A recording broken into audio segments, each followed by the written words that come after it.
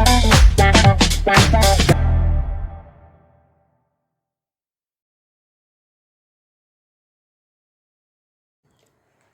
Students, motion 8 part 40।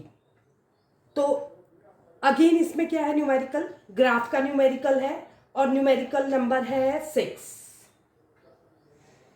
Okay, तो क्या कह रहा है, figure shows the distance time graph. तो यहाँ dt ग्राफ दिया हुआ है ऑफ 3 ऑब्जेक्ट्स। ऑब्जेक्ट्स क्या है, A, B and C। Study the graph and answer the following question. तो आप ग्राफ को स्टडी करो और क्वेश्चंस के आंसर लिखो। तो पहला क्वेश्चन क्या है, ए क्वेश्चन है, which of the three is travelling faster. Travelling faster का क्या मतलब है, जिसने डिस्टेंस ज्यादा कवर की होगी उसने ज्यादा ट्रेवल किया होगा। तो आप क्या करोगे, सर्च आउट या फाइंड आउट करने की कोशिश करोगे कि ग्राफ में सबसे ज्यादा डिस्टेंस किसने कवर की है। तो आप स्केल की हेल्प ले सकते हो। वैसे तो आपको ग्राफ पेपर में ये प्रोमिनेंटली दिखेगा, बट अगर आप प्लेन पेपर में मैं आपको दिखा रही हूं तो ये मैं स्केल की मदद ले रही हूं। तो बी का डॉट यहां पर को आ रहा है लगभग, ठीक है। इसी तरह से सी का और ए का देखूंगी तो दोनों नीचे आ रहे हैं। तो इसका मतलब सबसे ज्यादा डिस्टेंस किसने कवर की, बी ने। तो आंसर क्या हो गया, बी इज ट्रेवलिंग फास्टर। पहला आंसर हो गया बी इज ट्रेवलिंग, आप पूरा लिखेंगे, बी इज ट्रेवलिंग फास्टर। दूसरा है, are all three ever at the same point. क्या बी, सी और ए तीनों किसी कंडीशन में ग्राफ में सेम पॉइंट पे आएंगे। तो आप ग्राफ को देखिए, क्या आपको 3 लाइन कहीं भी मीट करती हुई दिख रही है साथ में, ये 2 मीट कर रही है, ये अगेन 2 मीट कर रही है और यहां भी 2 मीट कर रही है। तो तीनों लाइन इकट्ठे कहीं भी ग्राफ में मीट नहीं कर रही है। तो इसका आंसर होगा, बी वाले का क्या आंसर हो जाएगा, no 3 lines do not meet, lines do not meet at the same point, same point।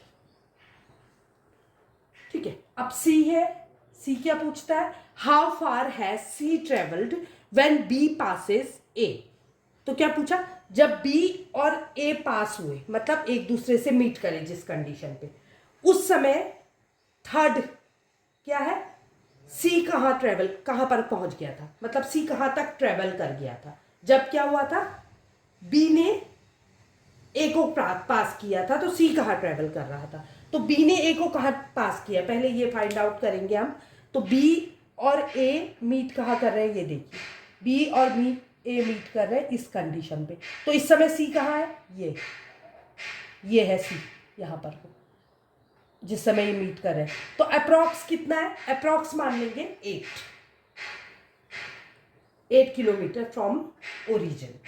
Approx क्या मान लेंगे, 8 किलोमीटर फ्रॉम ओरिजिन। क्योंकि ये मैंने फ्री हैंड से ग्राफ बनाया है तो थोड़ा ऊपर नीचे हो सकता है, आप ग्राफ पेपर में करेंगे तो आपको एग्जैक्ट मेजरमेंट दिखेगा। तो 8 किलोमीटर फ्रॉम ओरिजिन इसका आंसर हो गया। अब नेक्स्ट क्वेश्चन क्या है, how far has B travelled by the time it passes C. तो बी कहां था जब वो सी से पास हुआ, तो बी सी से कब मीट हुआ, पहले ये फाइंड आउट करो। बी ये है और सी ये है, तो कहां पे मीट हुए, यहां पर हो। तो ये अप्रॉक्स कहाँ है, 4 से कहीं ऊपर है, ठीक है। तो आप ग्राफ पेपर में प्लॉट करेंगे, मैं बार बार उसी चीज को रिपीट कर रही हूं तो आपको क्लियर दिखाई देगा वो। तो डी का आंसर हो जाएगा आपका, क्या हो जाएगा, by the time B passes C it has travelled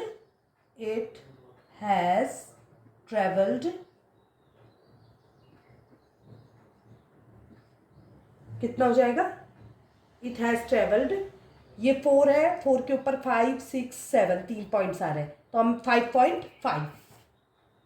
5.5 kilometre.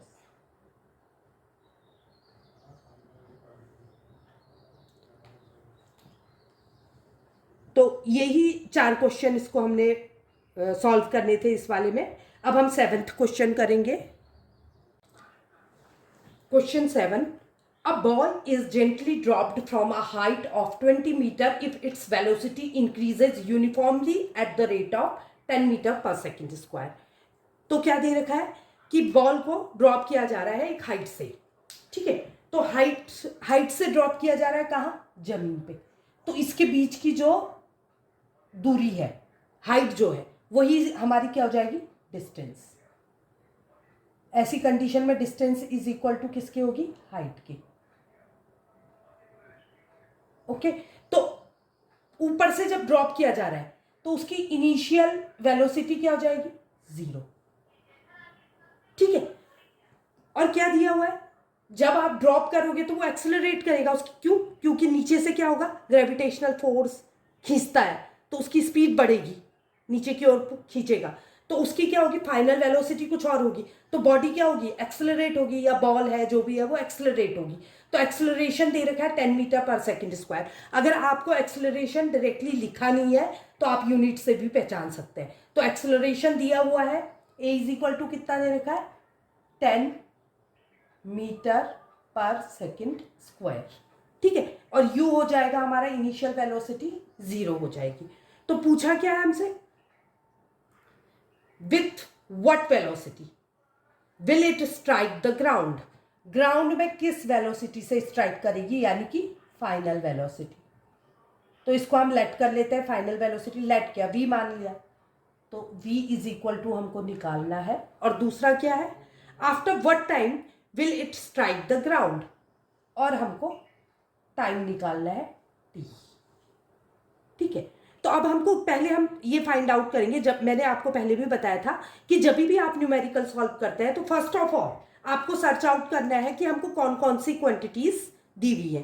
तो हमको क्या क्या दिया हुआ है, एक तो हमको एक्सेलरेशन दिया हुआ है, u दिया हुआ है, ठीक है, और हमको निकालना क्या है, v निकालना है। तो हमारे पास कौन सा फॉर्मूला है, और हमको एक चीज और पता है, हाइट पता है।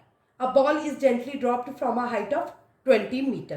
तो हाइट पता है, मतलब क्या पता है, s पता है, स्मॉल s, डिस्प्लेसमेंट या डिस्टेंस कितनी दी है, 20 मीटर।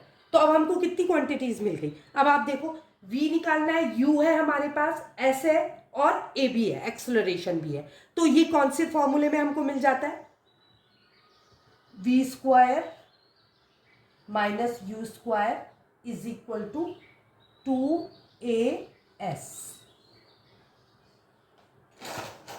तो इसमें क्या करेंगे, अब वैल्यू पुट करेंगे। तो v कितना है, u कितना है हमारा, v स्क्वायर हमको निकालना है, u स्क्वायर को हम क्या कर देंगे, इधर शिफ्ट कर देंगे, 2as प्लस u स्क्वायर। तो 2 इंटू एक्सलरेशन कितना है, 10 इंटू s कितना है, 20 प्लस 0 का स्क्वायर, 0 ही हो जाएगा। तो ये हो गया 20 इंटू 20 कितना हो जाएगा, 2 0 और 2 2 जा 400। v square is equal to 400 हो गया। तो v इज इक्वल टू कितना हो जाएगा, v is equal to under root 400।